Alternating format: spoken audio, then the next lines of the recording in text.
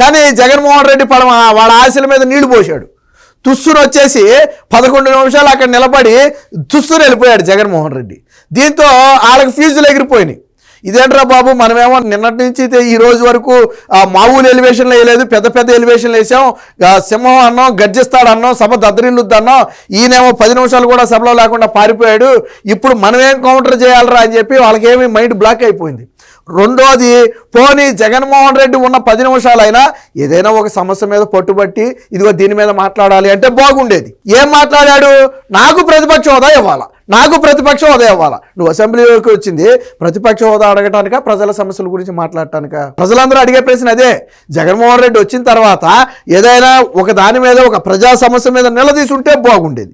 రీసెంట్గా మిర్చి రైతుల సమస్య, నువ్వు దాన్ని పెద్ద రాద్ధాంతం చేసావు కదా, మరి దాని గురించి మాట్లాడవచ్చు కదా. మిర్చి రైతుల సమస్యల మీద మాట్లాడదామని మాట్లాడలేడు, ఎందుకంటే కేంద్రం ఆల్రెడీ సపోర్ట్ చేసేసింది. ఇప్పుడు దాని గురించి మాట్లాడితే నోటి నిండా గడ్డి పెడతారు. మిగతా సమస్యలా పెద్ద కనపట్టలేదు. సో జగన్మోహన్ రెడ్డి నిన్న వచ్చిన విషయం వేరు, అనుకున్నది వేరు, జరిగింది వేరు.